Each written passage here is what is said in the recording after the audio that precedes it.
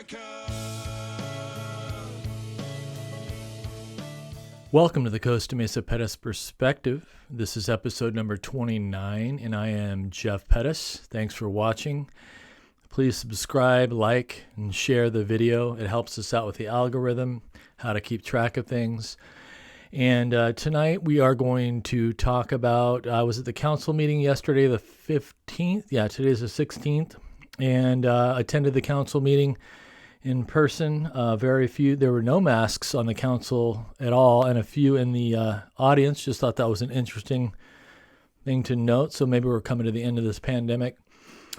So what I wanted to talk about, every once in a while in the calendar, there's lots of things happening, and something will jump out at me, a topic, an issue that strikes me as important, and it might have not seemed or even included in the actual meeting itself. And in this case, not taking away from any of the proceedings at all, but I chose to, on the consent calendar, I think it was item number 12, which was not pulled, meaning it was not discussed in last night's meeting, but it was on the agenda, and it was consent calendar item number 12, which was adopt a resolution to eliminate the threat of fentanyl in our communities.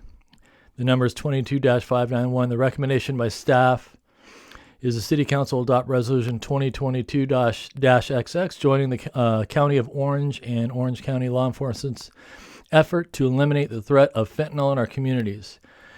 Now, I personally think this is a fentanyl, and the fentanyl epidemic touches everybody's lives in one way or another. We all know somebody that's been involved with substance abuse, suffered an overdose, lost a family member.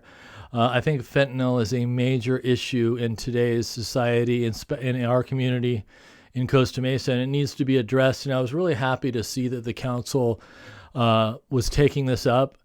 I think it's a very important issue, and I think it's something that's worth talking about. And what I'm not going to do, there is nothing other than the resolution that was brought up, but I think I have something to say about fentanyl.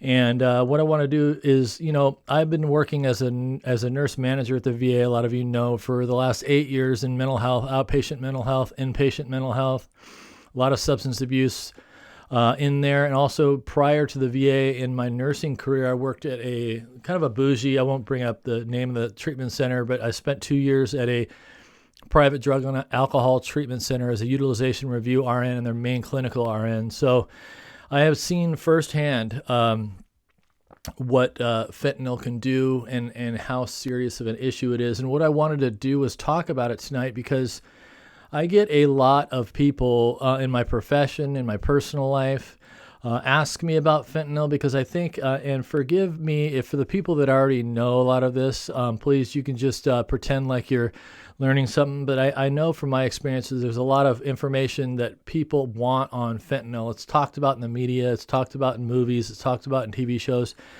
But what I wanted to do is really just touch on what it is and the good and the bad, because I think it's a worthwhile topic. So you hear the term fentanyl, and what fentanyl falls under is, we're going to call opiates the major class of drugs we're going to talk about. There's a difference between opiates and opioids, and they're used interchangeably sometimes, but I think it's worth talking about to kind of separate them. For these purposes, opiates are all the same, but there are differences. So an opiate, pure opiate, the only thing that would really fall under true opiate would be opium from the poppy, that comes from the poppy plant, and morphine actually falls under the category of opiates. And then you can move into what they call, it's semi-synthetics. So what does synthetic mean? Synthetic means purely made in the lab. So you move down to semi-synthetics, which would be heroin. So heroin's got some synthetic portion to it, and it's also got some opium in there too. And then you have what's called full synthetics or opioids, which would be fentanyl, Dilaudid, methadone. And to give you an idea about strength and whatnot, so heroin is 2 to 5 times stronger than morphine. Most people think of morphine as being a very strong painkiller. Some of you might have used morphine post-surgery, things like that. Heroin, 2 to 5 times stronger than morphine. Fentanyl is 100 times stronger than morphine, and so that's pretty significant. And I just wanted to kind of set the stage for what we're talking about. When you look at fentanyl, it gets all the bad press right now for obvious reasons. There's a lot of overdose deaths, but there are some extraordinarily good clinical uses for fentanyl. Now, fentanyl in its laboratory form, pharmacological dosing, made to standard for use in clinical in medicine. It's not dangerous if used properly, and that's by a physician using the drug that was manufactured in the lab. The reason it's not dangerous is for obvious reasons. They know exactly what they're working with and what would fentanyl be used for, and why would it be used in lieu of morphine, the old Demerol, things like that. Well, one of the reasons in when you're using fentanyl, it has a very quick onset. So when you're giving it intravenously in a surgical procedure, very quick onset and very quick. It's very short acting. In other words, quick onset to relieve the pain, very short acting. And why is that important? Well, take a procedure. Say it's a neurological procedure, or somebody needed to have repeated neurological exams during some sort of brain surgery or some sort of surgery that involved cognition, and the person needed to perform the surgery. The surgeon needed to have the pain relieved during the surgery, but needed to quickly be gone because they needed to be reevaluated in a short time after. So if they have a long-acting opiate with a long half-life, the second neurological exam wouldn't be very accurate because you're going to be under the influence of opiates. In this case, very strong opiate, short-acting, short half-life, and therefore that would be a clinical use that it's used all the time. It's really for short sedation and also chronic cancer pain.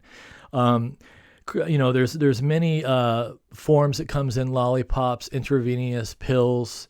So that would be there's an extraordinarily good use for fentanyl in medicine, and that being said, when we're talking about fentanyl overdoses, what you're seeing, and I should mention there's no when you're looking at fentanyl, heroin, morphine, whether you're snorting it, shooting it, smoking it, swallowing it, which you can do with all the drugs we've been talking about, there's no difference in the addictive quality of the disease once you're in disease addiction between the different drugs. So a lot of times I've run into my clinical practice somebody that we were assessing them for addiction, and we brought up, say, some mother asking about their kid, like, well, do you know them to be using heroin? Oh, no, he doesn't use heroin. He uses fentanyl.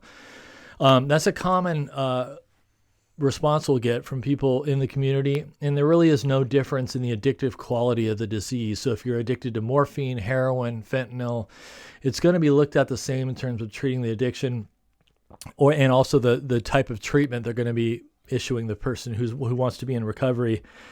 Again, what we're talking about on the street with fentanyl, a lot of people ask, well, how are people just dying? Why is it so strong? Well, the reason, harken back to what I was talking about on the dosing. So it's 100 times stronger, and it's also dosed when you're dosing in surgery using these different drugs, they know exactly the equivalent dose for fentanyl as is morphine. You can have an equivalency, but it's a tiny bit of fentanyl versus more so on the morphine. So when you're getting it on the street, these fentanyl overdoses aren't coming from, very, very, very seldom are they coming from people ODing from fentanyl they got from a pharmacy.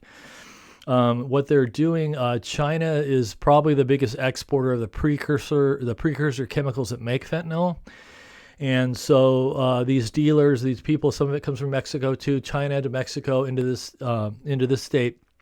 People are getting hold of the precursors to fentanyl and making their own fentanyl. So yes, it's still fentanyl, but it's an unregulated, there's no laboratory involved. There's just kind of mixing chemicals together and making extraordinarily potent forms of fentanyl. And a lot of times what's happening is you have other drugs. A lot of the dealers are doing now is they have their own pill presses, and say they're selling Ativan, Xanax, or calling it Xanax, and they're pressing their own pills to make the Xanax, which is a benzodiazepine. It's not an opiate or a Valium or an Ativan. It's all the same thing on that side.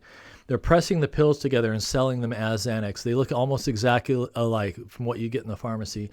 But what they're doing is you can take a tiniest bit of fentanyl and you can cut the Xanax, meaning you can add fentanyl, take out some of the Xanax, and you still have a pill that you're getting the euphoria from the for the benzo, but you're using less of it because they're adding fentanyl in it, which still has some qualities that will get you high.